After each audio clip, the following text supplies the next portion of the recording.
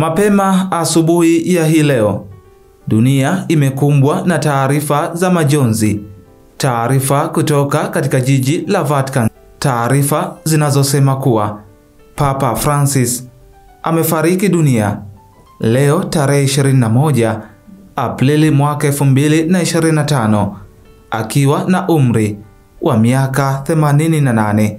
Kifo chake kimetikisa dunia nzima, hususani kwa waumini wa kanisa Katoliki kutokana na mchango wake mkubwa katika kuleta mageuzi ndani ya kanisa na kupigania haki za kibinadamu.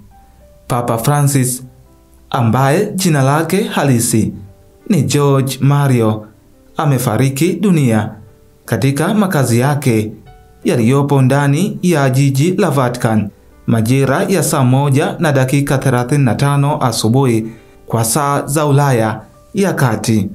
Kwa muda mrefu, Papa alikuwa akiugua maradhi ya pneumonia ya pande zote mbili, yaani double pneumonia, hali iliyosababisha matatizo ya kupumua ambayo hatimaye yamesababisha kifo chake. Miezi kadhaa kabla ya kifo chake, Papa Francis alikuwa akipokea matibabu ya mara kwa mara kutoka kwa madaktari bingwa wa Vatican. Huduma ya afya aliyokuwa akipewa ilijumuisha uangalizi wa karibu wa kitabibu na vifaa vya kisasa, lakini hali yake iliendelea kudhoofika.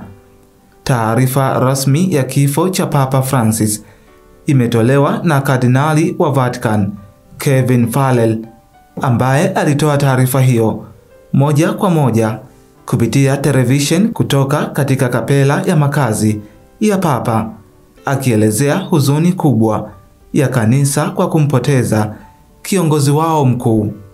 Papa Francis aliheshimika sana duniani kutokana na mchango wake wa kupigania haki za maskini, mazingira na kuhimiza mshikamano miongoni mwa dini tofauti.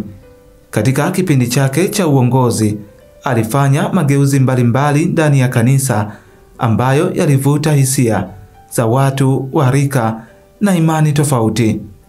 Mojawapo ya matamshi makubwa yaliyovutia dunia kutoka kwa Papa Francis kabla hajafariki yalikuwa, upendo ndiyo ruha ya Mungu na kila mmoja wetu anapaswa kuizungumza kila siku.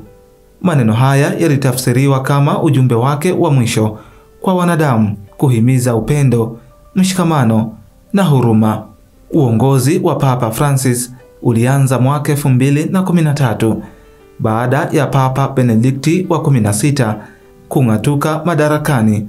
Alikuwa Papa wa kwanza kutoka Amerika ya Kusini, Papa wa kwanza kutoka Jesuit, na alikuwa Papa wa kwanza kutoka nje ya Ulaya kwa zaidi ya miaka 1000.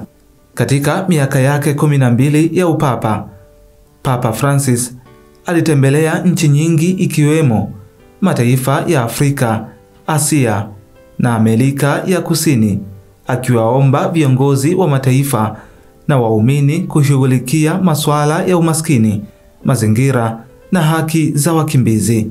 Baada ya kifo chake, mipango ya mazishi inaendelea kuandaliwa huko Vatican, lakini pia maandalizi yameanza ya kufanyika kwa mkutano maalum wa makardinali ili kumchagua papa mpya.